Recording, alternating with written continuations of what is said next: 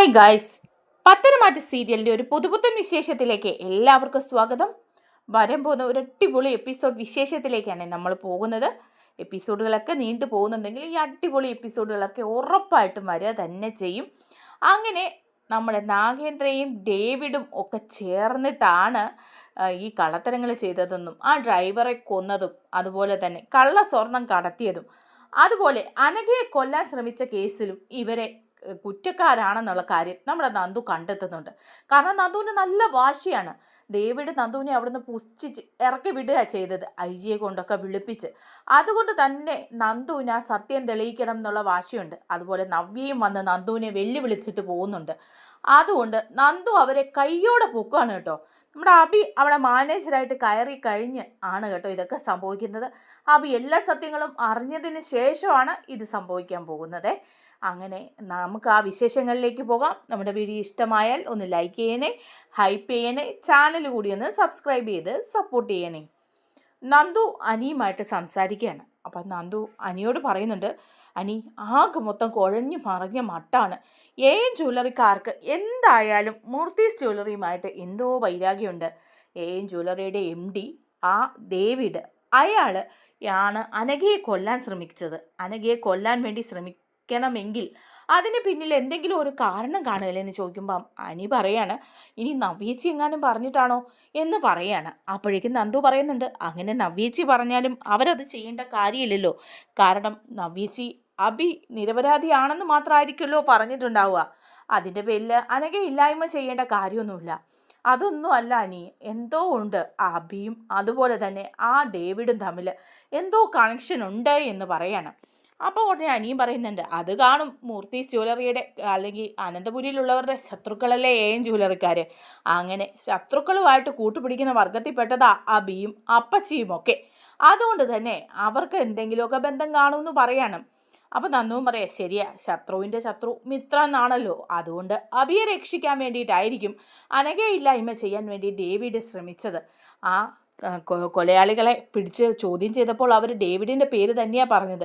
അത് വെറുതെ ആണെന്ന് തോന്നുന്നില്ല. മാത്രമല്ല, ഞാൻ അവിടെ ഡേവിഡിനെ അറസ്റ്റ് ചെയ്യാനും ചോദ്യം ചെയ്യാനുമായിട്ട് ചെന്നപ്പം അയാൾ എന്നെ വെല്ലുവിളിക്കുകയാണ് ചെയ്തത്. ഇതുപോലുള്ളവരൊന്നും ഇവിടെ കയറി ഇറങ്ങാറില്ല എന്നും DGPയും IG വരെ ഞങ്ങളുടെ മുമ്പിൽ മുട്ടുമടക്കി നിൽക്കുമെന്നൊക്കെ അയാൾ പറഞ്ഞു. അതുകൊണ്ട് തന്നെ എനിക്ക് നല്ല വാശിയുണ്ട് അനിയെന്ന് പറയാം. പനി പറയുന്നുണ്ട്, അതെ അതെ, ഏത് അറ്റം വരെയും പോകാൻ തയ്യാറായിട്ടുള്ളവരായിരിക്കും അവർ. അങ്ങനെയുള്ളവരേ ഉള്ളൂ നമ്മളോടൊക്കെ കളിക്കുകയുള്ളൂ. മൂർത്തീസ് ജ്വല്ലറിയെ തകർക്കാൻ വേണ്ടി കച്ച കെട്ടി ഇറങ്ങിയവരായിരിക്കും ആ ഡേവിഡും കൂട്ടരും എന്ന് പറയാണ്. അപ്പോൾ നന്ദു പറയുന്നുണ്ട്, അതനി ആ ഡേവിഡ് മാത്രമല്ല, ഡേവിഡിന് പിന്നിൽ മറ്റാരോ ഉണ്ട്, ആ കാര്യം ഉറപ്പാണെന്ന് പറയാണ്. അപ്പോൾ അനി പറയുന്നുണ്ട്, അങ്ങനെ ഒരാളുണ്ടെങ്കിൽ അത് നമ്മുടെ അനന്തപുരി തറവാടുമായിട്ട് ബന്ധമുള്ള ആരെങ്കിലും ആയിരിക്കും. നമ്മളോട് വൈരാഗ്യം മനസ്സിൽ വെച്ചുകൊണ്ട് നടക്കുന്ന ആരെങ്കിലും ആയിരിക്കും എന്ന് പറയാണ്. അപ്പോൾ നന്ദുവും പറയുന്നുണ്ട്, അങ്ങനെ ആരെങ്കിലും ആയിരിക്കുമെന്നാണ് ആദർശേട്ടനും പറയുന്നത്. അതുകൊണ്ട് അത് നമ്മൾ കണ്ടെത്തേണ്ടതുണ്ട്, ഇല്ലെങ്കിൽ നമ്മുടെ സർവ്വനാശത്തിലേക്ക് അത് പോകും. മാത്രമല്ല, ഈ ഡേവിഡിന് ആ ഡ്രൈവറുടെ കൊലപാതകത്തിലും അതുപോലെ അനഘയെ കൊല്ലാൻ ശ്രമിച്ച കേസിലും കള്ളസ്വർണവും ഡയമണ്ടും ഒക്കെ കടത്തുന്ന കേസിലും ഒക്കെ കുറ്റമുണ്ട്. അതുകൊണ്ട് അയാളെ പൂട്ടാൻ ഞാൻ എപ്പോഴും ശ്രമിച്ചുകൊണ്ടേയിരിക്കുമെന്ന് പറയാണ്. അപ്പോൾ അനി വീണ്ടും എടുത്തിട്ടാണ് കേട്ടോ നവീൻ്റെ കാര്യം. എന്നിട്ട് പറയുന്നുണ്ട്, അവന്തികയും നവീനുമായിട്ടുള്ള വിവാഹം മുടങ്ങിയത് നന്ദു അറിഞ്ഞില്ലേന്ന് ചോദിക്കുക. നന്ദു പറയുന്നുണ്ട്, അതിൻ്റെ ഒരു ആവശ്യമില്ലായിരുന്നു. ഈ നവീനേട്ടന് എന്തിൻ്റെ കേടാന്ന് അറിയില്ല. നിങ്ങളുടെ കുടുംബവുമായിട്ട് ഒരു ബന്ധം ഉണ്ടാവുന്നത് നല്ലതല്ലായിരുന്നോ? രണ്ട് കൂട്ടർക്കും അത് നല്ലതായിരുന്നു. അല്ലെങ്കിലും നവീനേട്ടനും അവന്തികയും തമ്മിൽ നല്ല ചേർച്ചയായിരുന്നു. ഞാനത് പറയുകയും ചെയ്തതാ. പിന്നെ നവീനേട്ടൻ്റെ മനസ്സിൽ മറ്റൊരു പെൺകുട്ടി ഉണ്ടെങ്കിൽ നമുക്കിപ്പോൾ ഒന്നും പറയാൻ പറ്റില്ലല്ലോ. ഓരോരുത്തർക്കും ഓരോ ആഗ്രഹങ്ങളല്ലേ ഇനിയെന്ന് പറയാം. പനിയും പറയുന്നുണ്ട്, അത് ശരിയാ, നവീനെയും കുറ്റം പറയാനൊന്നും പറ്റില്ല. ഇപ്പോൾ തന്നെ നമ്മുടെ കാര്യം കണ്ടില്ലേ, ഞാൻ നന്ദുവിനെ ഇഷ്ടപ്പെട്ടു. പക്ഷേ അനാമിക ആ സാഹചര്യത്തിൽ എനിക്ക് വിവാഹം കഴിക്കേണ്ടി വന്നു. അതുകൊണ്ട് തന്നെ പിന്നീട് അതിൻ്റെ ബുദ്ധിമുട്ടുകൾ ഞാൻ അനുഭവിക്കുകയും അനാമിക എൻ്റെ ജീവിതത്തിൽ നിന്ന് ഒഴിഞ്ഞു പോവുകയും ചെയ്തു. ഇപ്പോഴും നന്ദുവിനെ മറക്കാൻ എനിക്ക് പറ്റുന്നില്ല എന്ന് പറയാണ്. അപ്പോഴേക്കും നന്ദു പറയാണേ, പിന്നെ ഒരു കാര്യമുണ്ട്, അതുകൂടി പറയാനാണ് ഞാൻ വിളിച്ചത് എന്ന് പറയുക. എന്താന്ന് ചോദിക്കുക. അനാമികയുണ്ടല്ലോ, അവള് വീണ്ടും വെല്ലുവിളിയൊക്കെ ആയിട്ട് ഇറങ്ങിയിട്ടുണ്ട്. അനിയുടെ ജീവിതം തകർക്കാൻ വേണ്ടിയിട്ടുള്ള വെല്ലുവിളിയാണ്.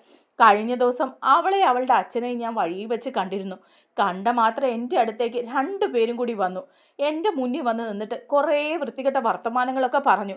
അനിയും ഞാനും തമ്മിലുള്ള അവിഹിത ബന്ധത്തെക്കുറിച്ചൊക്കെ അവർ പറഞ്ഞത്. നമ്മളെ ഒന്നിച്ച് ജീവിക്കാൻ അവൾക്ക് ജീവനുള്ളിടത്തോളം കാലം അനുവദിക്കില്ല എന്ന് പറഞ്ഞു. പിന്നെ വേണു ചില കാര്യങ്ങളൊക്കെ പറഞ്ഞു. ഇത്ര കോടി രൂപ കൊടുത്തു കഴിഞ്ഞാൽ അവർ ഈ ഡിവോഴ്സ് പേപ്പറിൽ ഒപ്പിട്ട് തരാമെന്നും പിന്നെ നമുക്ക് ഒന്നിച്ച് ജീവിക്കാമെന്നും പറഞ്ഞു.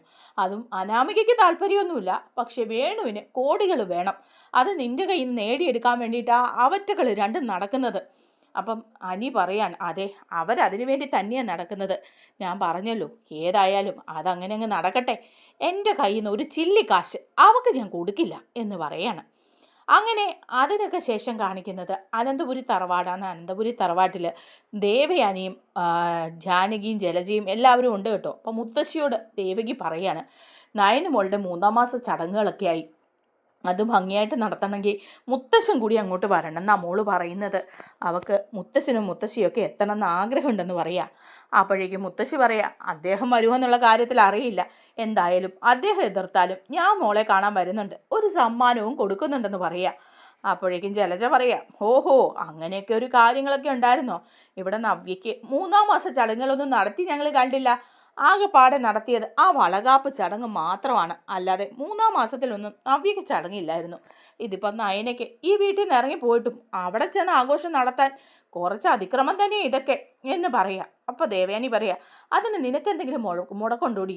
നവ്യയും നീയും ഒക്കെ ചെയ്തതുപോലാണോ നയനമോൾ ഇവിടെ ചെയ്തത്? നയനമോൾ ഈ വീട്ടിലെ മൂത്ത മരുമകളാണ്, എൻ്റെ മൂത്ത മരുമകൾ. അതുകൊണ്ട് ആ എല്ലാ വിലയും അവൾക്ക് ഞാൻ കൊടുക്കും. ഞങ്ങൾ അവിടെ പോയി നല്ല ആഘോഷപൂർവ്വം തന്നെ അവളുടെ 3-ാം മാസ ചടങ്ങുകൾ നടത്തും. വരുന്നവർക്കൊക്കെ വരാൻ താല്പര്യമില്ലാത്തവർ വരണമെന്നൊരു നിർബന്ധവും എന്ന് പറയാം. അത് കേൾക്കുമ്പോഴേക്കും ജലജ തുള്ളിച്ചാടി അങ്ങ് കയറി പോവുക. അപ്പോൾ ജാനകി പറയുന്നുണ്ട്, ഈ ജലജയുടെ സ്വഭാവം ഒരിക്കലും മാറുമെന്ന് തോന്നുന്നില്ല. ഇപ്പം എന്നോട് ഭയങ്കര അസൂയാണ് ജലജയ്ക്ക് എന്ന് പറയുമ്പോൾ മുത്തശ്ശി ചോദിക്കുക, അതെന്താടി നിന്നോട് അവൾക്ക് ഇത്ര അസൂയ? 2 പേരും ഒറ്റക്കെട്ടായിരുന്നല്ലോ ഒരിടയ്ക്ക് എന്ന് പറയാണ്. അപ്പം ദേവയാനി പറയാണ്, അത് ഞാൻ നയനമോളെ സ്നേഹിച്ച് തുടങ്ങിയപ്പോഴായിരുന്നു ജാനകിയും ജലജയും ഒറ്റക്കെട്ട്. നന്ദു എങ്ങാനും അനിയുടെ ജീവിതത്തിലോട്ട് വന്നാലോ എന്ന് ഓർത്ത് ഇവളും അതിന് കൂട്ടുനിന്നു. ഇപ്പം എൻ്റെ 2 പേരും തമ്മിൽ ഇത്രയധികം പ്രശ്നം ഉണ്ടാവാൻ. അപ്പോൾ ജാനകി പറയാം, അതെ, അനി ഇപ്പം MD സ്ഥാനത്ത് ഇരിക്കുകയല്ലേ കമ്പനിയുടെയൊക്കെ. ആ MD സ്ഥാനത്ത് അനി ഇരിക്കുന്നത് കൊണ്ട് ജലജയ്ക്ക് അത്ര ഇഷ്ടമൊന്നുമില്ല. അബിയെ ഇരുത്താത്തതിലുള്ള പരിഭവം എന്നോടാണ് അവൾ പറഞ്ഞു തീർക്കുന്നത്.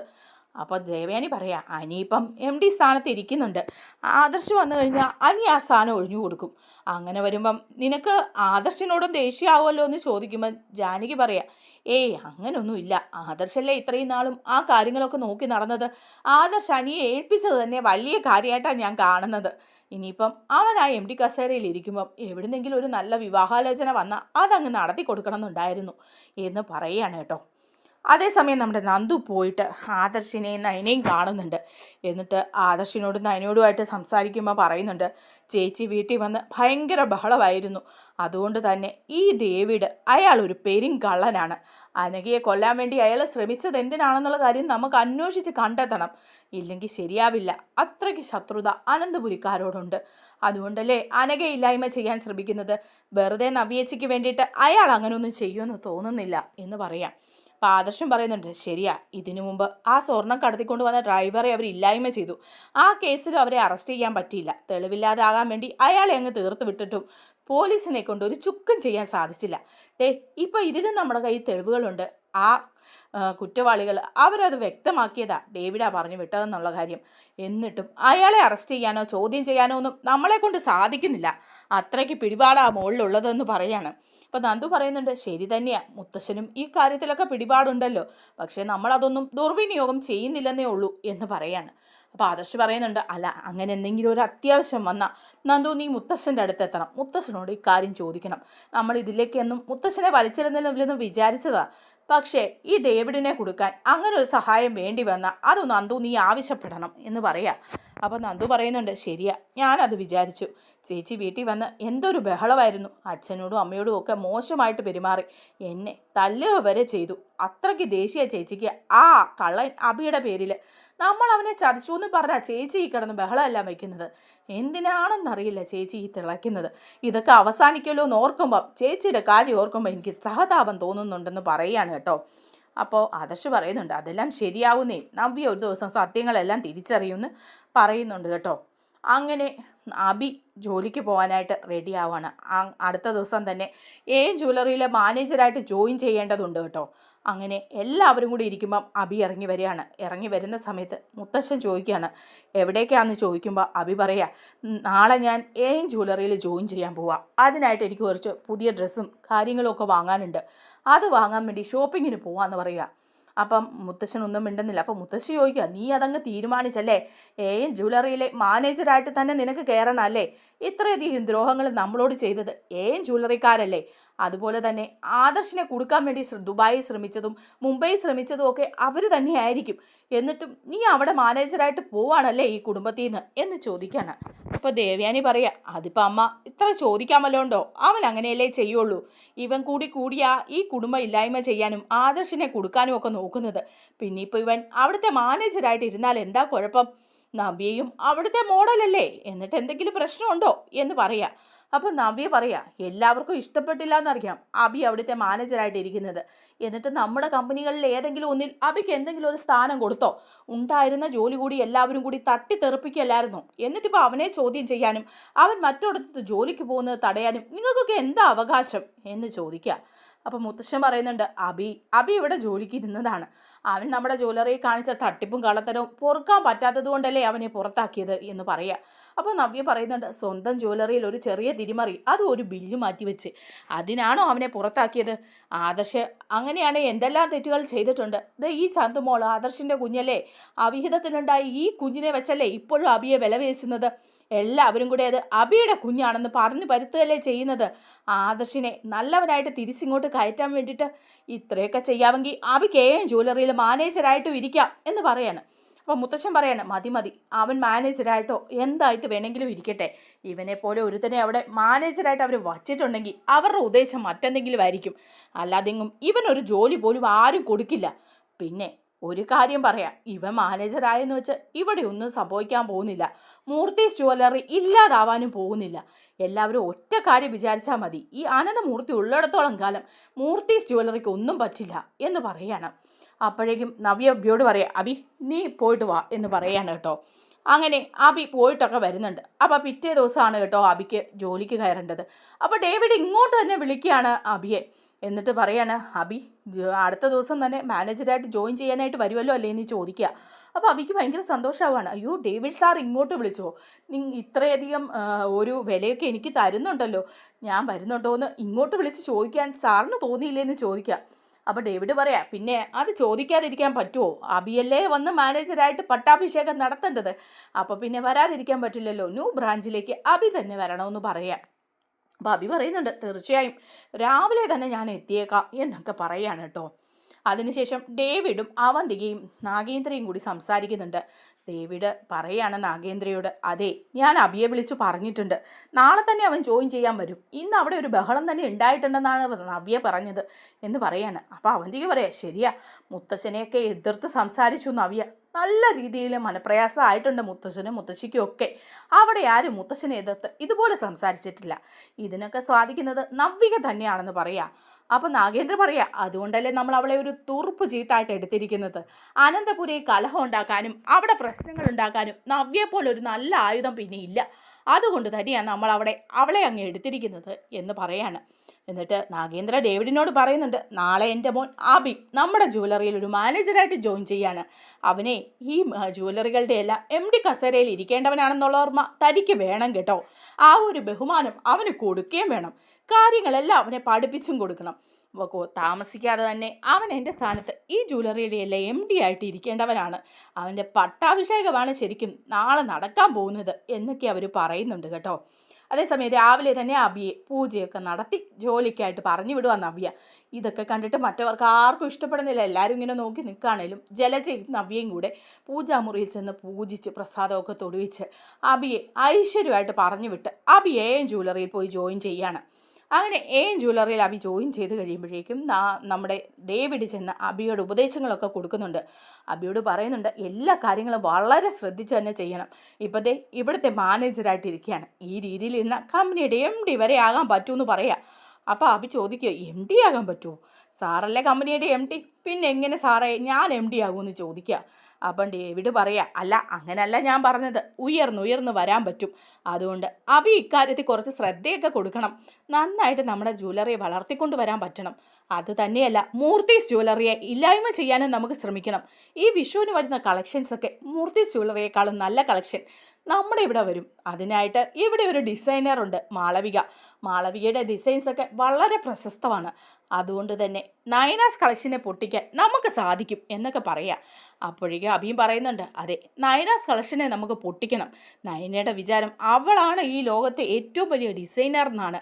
അതങ്ങ് നമുക്ക് തിരുത്തി കുറിച്ച് കൊടുക്കണം എന്നൊക്കെ അഭിയും പറയണം. അങ്ങനെ അഭി അവിടെ ജോയിൻ ചെയ്ത് കാര്യങ്ങളൊക്കെ നടത്തിക്കൊണ്ടിരിക്കുകയാണ് കേട്ടോ.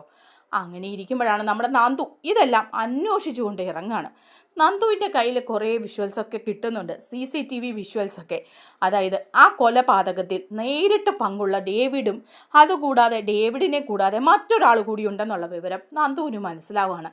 ആ എക്സിനെ കുറിച്ചിട്ടുള്ള ഡീറ്റെയിൽസ് അറിയാൻ വേണ്ടി സേവിയറിനെ വിളിക്കുകയാണ്. അപ്പോൾ സേവിയർ ടവർ ലൊക്കേഷനൊക്കെ പറഞ്ഞു കൊടുക്കുന്നുണ്ട്. ഇന്ന സ്ഥലത്ത് തന്നെ ആ എക്സ് ഉണ്ടെന്നും അയാളെ കുറിച്ചിട്ടുള്ള കാര്യങ്ങൾ നമുക്ക് കൂടുതൽ അറിയണമെങ്കിൽ ആ ഹോട്ടൽ ട്രാക്ക് ചെയ്യണമെന്നുള്ള കാര്യം. അങ്ങനെ നമ്മുടെ മാളവിക നന്ദുവിനെ സഹായിക്കാനായിട്ട് കൂടുകയാണ്. നന്ദു മാളവികയോട് പറയുന്നുണ്ട്, മാളവികയെ എങ്ങനെയെങ്കിലും ആ ഹോട്ടൽ ട്രാക്ക് ചെയ്ത് അവിടെ ഡേവിഡ് കാണാൻ പോകുന്ന ആ എക്സിനെ കണ്ടെത്തണം, ആ വിഷ്വൽസൊക്കെ നമുക്ക് കിട്ടണം എന്ന് പറയാം. അപ്പോൾ മാളവിക പറയുന്നുണ്ട്, മാക്സിമം നന്ദു ഞാൻ സഹായിക്കാം എന്ന് പറയാണ്. അങ്ങനെ അവിടെ ഇരുന്ന് കോൾ ചെയ്യാണ് നമ്മുടെ ഡേവിഡ് ഈ എക്സിനെ. ആ സമയത്ത് മാളവിക അവിടെ ചുറ്റിപ്പറ്റി നിൽക്കുക. എന്നിട്ട് എക്സിനോട് പറയുന്നുണ്ട്, അബി, താങ്കളുടെ മകൻ അബി ഇവിടെ ജോയിൻ ചെയ്തിട്ടുണ്ട്, അതുകൊണ്ട് തന്നെ അവനെ അങ്ങോട്ട് കൊണ്ടുവരാം എന്ന് പറയാണ്. അപ്പോൾ നാഗേന്ദ്ര പറയുന്നുണ്ട്, ശരിയാണ്, അവൻ അറിയണം അവൻ്റെ അച്ഛനാണ് ഈ AM ജ്വല്ലറിയുടെ ഒക്കെ ഉടമസ്ഥൻ എന്നുള്ള കാര്യം. കാരണം അവനൊന്നും അറിഞ്ഞിട്ടില്ലല്ലോ, ഇനിയിപ്പോൾ എൻ്റെ മോൻ അറിയാറായിട്ടുണ്ട് എന്ന് പറയാണ്. അപ്പോൾ ഡേവിഡും പറയാം, ശരിയാ, അങ്ങനെ അവൻ അറിഞ്ഞാൽ മാത്രമേ ഉള്ളൂ ഇനി നമുക്ക് അവൻ്റേതായ ഒരു സപ്പോർട്ട് കിട്ടുള്ളൂ. അതിനുവേണ്ടി നമ്മൾ ശ്രമിച്ചുകൊണ്ടേയിരിക്കുകയാണ് എന്ന് പറയുമ്പോൾ ഡേവിഡിനോട് നാഗേന്ദ്ര പറയാണ്, അതെ, ഞാൻ ഹോട്ടൽ റൂമിലുണ്ട്, അവന്തികയും ഇവിടെയുണ്ട്, താൻ അഭിയേയും കൂട്ടി ഇങ്ങോട്ട് വരണം. അവനോട് ഈ രഹസ്യങ്ങളെല്ലാം തുറന്നു പറയാൻ സമയമായിട്ടുണ്ട്. പക്ഷേ മറ്റൊരു കുഞ്ഞു പോലും അറിയരുത് ഞങ്ങൾ ഇവിടെയുണ്ടെന്നുള്ള കാര്യം. അതുപോലെ അഭിയുടെ അമ്മ ജലജ, അവളോട് ഈ കാര്യങ്ങളൊന്നും പറയാൻ പോകണ്ട. അതുകൊണ്ട് അഭിയെ കൂട്ടിക്കൊണ്ട് താൻ സർപ്രൈസ് ആയിട്ട് ഹോട്ടലിലേക്ക് വരണമെന്ന് പറയാണ്. അപ്പോൾ ഇത് നമ്മുടെ മാളവിക കേൾക്കുകയാണ് കേട്ടോ. അപ്പോൾ തന്നെ മാളവിക നന്ദുവിനെ വിളിച്ച് അറിയിക്കുകയാണ്, ഇങ്ങനെ ഈ ഹോട്ടലിലേക്ക് അഭിയം കൂട്ടിക്കൊണ്ട് അവർ പോകുന്നുണ്ട്, എന്തോ ഒരു കാര്യമുണ്ട് അഭിയം കൊണ്ട് അവിടെ ചെന്നിട്ട്, ഞാൻ അവരെ ഫോളോ ചെയ്യാം, ഒപ്പം നന്ദു കൂടി വരണമെന്ന് പറയാണ്. ശരിയെന്ന് നന്ദു പറയുക. അപ്പം നന്ദു പോലീസ് ഫോഴ്സും ഒക്കെ ആയിട്ട് വരുവാണ്. മാളവികയാണെങ്കിൽ നേരെ ഡേവിഡിൻ്റെ പുറകെ വിട്ടു പോകുന്നുണ്ട്. അങ്ങനെ ഡേവിഡ് അവിടെ ചെന്ന് ഹോട്ടൽ റൂമിലേക്ക് അഭിയെ കൊണ്ട് പോവാണ്. അഭി ഈ സംഗതി ഒന്നും അറിയുന്നില്ല കേട്ടോ. അങ്ങനെ അവിടെ ഹോട്ടൽ റൂമിൽ അഭിയെ കൊണ്ടുപോയി അഭിയെ ഡേവിഡ് നാഗേന്ദ്രയ്ക്ക് മുമ്പിൽ പരിചയപ്പെടുകയാണ്. അവിടെ ചെന്ന് നാഗേന്ദ്രയെ കാണുമ്പോൾ അഭി ഞെട്ടിപ്പോവാണ് കേട്ടോ. അത് അച്ഛനാണല്ലോ എന്ന് മനസ്സിലാക്കുക. അപ്പം നാഗേന്ദ്ര എല്ലാ കാര്യങ്ങളും അഭിയോട് തുറന്നു പറയാണ്. നിൻ്റെ അമ്മ അന്ന് എന്നോട് മോശമായിട്ടൊക്കെ പെരുമാറി, അതുപോലെ ജ്വല്ലറിയിൽ ഒരു ചെറിയ തിരിമറി നടത്തിയതിൻ്റെ പേരിൽ മുത്തശ്ശൻ എന്നെ അവിടെ നിന്ന് പുറത്താക്കി, ആ അനന്തമൂർത്തി, അതിൻ്റെ പേരിൽ ഞാൻ ഒരുപാട് അനുഭവിച്ച് ദുബായിലെത്തിയ ഞാൻ അവിടെ നിന്ന് എങ്ങനെയൊക്കെയോ പിടിച്ചു കയറി ഇത്രയും വലിയ സാമ്രാജ്യം ഉണ്ടാക്കി. ഇത്രയും വലിയ സാമ്രാജ്യം ഞാൻ ഉണ്ടാക്കിയത് ഒറ്റൊരു ലക്ഷ്യത്തോടെയായിരുന്നു, മൂർത്തീസ് ജ്വല്ലറിയെയും അനന്തപുരി തറവാടിനെയും തകർക്കുക എന്നുള്ള ലക്ഷ്യം. അങ്ങനെ ഒരുവിധം പിടിച്ചു പറ്റി കേരളത്തിലെത്തിയപ്പോഴാണ് അവന്തികയുമായിട്ട് ഞാൻ കോണ്ടാക്റ്റിലായത്. അങ്ങനെ അവന്തികയ്ക്ക് കാര്യങ്ങളൊക്കെ അറിയായിരുന്നു, അവൾ എൻ്റെ ഒപ്പം എപ്പോഴും സപ്പോർട്ടിനായിട്ടുണ്ടായിരുന്നു. പിന്നെ നിന്നോടും നിൻ്റെ അമ്മയോടും ഇങ്ങനെയുള്ള കാര്യങ്ങൾ പറയാറായിട്ടില്ല എന്ന് തോന്നിയത് കൊണ്ടാണ് പറയാതെ ഇരുന്നതെന്ന് പറയുക. അപ്പോൾ ഇത് കേൾക്കുമ്പോൾ അഭി ഞെട്ടിപ്പോവുക. അച്ഛനായിരുന്നോ? എനിക്കിത് വിശ്വസിക്കാനേ പറ്റുന്നില്ല. ഇങ്ങനെ ജ്വല്ലറി നമ്മുടെ സ്വന്തം ജ്വല്ലറിയാണോ എന്നൊക്കെ പറഞ്ഞ് അമ്മയുടെ കണ്ണ് മഞ്ഞളിക്കുകയാണ്. ഈ സമയം നമ്മുടെ നന്ദു വന്ന് വാതിലിന് മുട്ടുക. തുറക്കുമ്പം പോലീസ് കേട്ടോ. പോലീസ് അകത്തേക്ക് നന്ദു കയറി ചെല്ലുക. നന്ദുവിനെ കണ്ട് എല്ലാവരും ഞെട്ടിപ്പോവാണ് കേട്ടോ. അപ്പം നന്ദു പറയുന്നുണ്ട്, അപ്പം ഇതായിരുന്നു കളിയല്ലേ എന്ന് ചോദിക്കുകയാണ്. അപ്പോൾ അഭി പറയുന്നുണ്ട്, ഇതെൻ്റെ അച്ഛനാടി, എൻ്റെ സ്വന്തം അച്ഛൻ. അപ്പം നന്ദു പറയാം, മനസ്സിലായി, ഇയാളായിരുന്നു ജ്വല്ലറിക്ക് പിന്നിലെന്നുള്ള കാര്യം ഞങ്ങൾ അന്വേഷിച്ചുകൊണ്ടിരിക്കുകയായിരുന്നു. ഇപ്പം എല്ലാത്തിനും ഒരു വ്യക്തത വന്നു. അച്ഛനും മക്കളും എല്ലാവരും കൂടി മൂർത്തീസ് ജ്വല്ലറിയെയും അനന്തപുരി തറവാടിനെയും തകർക്കാൻ ശ്രമിക്കുകയായിരുന്നല്ലേ? നിങ്ങളെ തകർക്കാൻ ശ്രമിച്ചപ്പം എൻ്റെ ചേച്ചിയുടെ ജീവിതം കൂടി വച്ചാടാ നീ കളിച്ചതെന്ന് അഭിയോട് പറയാം. എന്നിട്ട് പറയുന്നുണ്ട്, എൻ്റെ ചേച്ചി നിനക്ക് വേണ്ടി ഇപ്പോഴും സപ്പോർട്ട് ചെയ്യുന്നുണ്ട്. നീ ഇതുപോലൊരു പെരുങ്കള്ളനായി പോയല്ലോ. നിന്റെ പേരിലും ഇവരുടെ പേരിലും ഒക്കെ കേസുണ്ട്. ആ പാവൻ ഡ്രൈവറെ തെളിവുകൾ നശിപ്പിക്കുന്നതിന് വേണ്ടി ഇല്ലായ്മ ചെയ്തവരായ ഇവർ രണ്ടും. അതിന് വ്യക്തമായ CCTV വിഷ്വൽസും തെളിവുകളും എൻ്റെ കയ്യിലുണ്ട്. പിന്നെ ദേ ഇവൻ്റെ കുഞ്ഞിൻ്റെ അമ്മ അനഘ, തളർന്നു കിടക്കുന്ന ആ പെൺകുട്ടിയെ കൊല്ലാൻ ശ്രമിച്ച കേസിൽ ദേ ഈ ഡേവിഡും ഈ നാഗേന്ദ്രയും ഒക്കെ പങ്കാളികളാണ്. അവന്തികയും ഈ കൂടെ ഉണ്ടല്ലേ. അപ്പൊ എല്ലാവരും കൂടെ വ്യക്തമായ പ്ലാനോടുകൂടി അനന്തപുരിക്കാർക്കെതിരെ കളിക്കുകയായിരുന്നല്ലേ. ശരി, എന്തായാലും ഇനി കുറച്ചു കാലം എല്ലാവർക്കും ജയിലിൽ കിടന്ന് അഴിയെണ്ണാം എന്ന് നന്ദു പറയാണ്. അവരെല്ലാം ഇങ്ങനെ ഞെട്ടി വരച്ച് നിൽക്കുക കേട്ടോ. സകല കാലത്തരം ഒന്നിച്ച് പൊളിഞ്ഞല്ലോ എന്ന് ഓർത്തിട്ട് അങ്ങനെ എല്ലാവരെയും കൂടെ കൂട്ടിക്കൊണ്ട് നന്ദു ജീപ്പിൽ കയറി പോവാണ്. നാഗേന്ദ്രയും ഡേവിഡും ഒക്കെ ആകെ അന്തം വിട്ടിങ്ങനെ നിൽക്കുകയാണ് കേട്ടോ. നമ്മുടെ വീഡിയോ ഇഷ്ടമായാലൊന്ന് ലൈക്ക് ചെയ്യണേ, ഹൈപ്പ് ചെയ്യണേ, ചാനൽ കൂടി ഒന്ന് സബ്സ്ക്രൈബ് ചെയ്ത് സപ്പോർട്ട് ചെയ്യണേ. താങ്ക്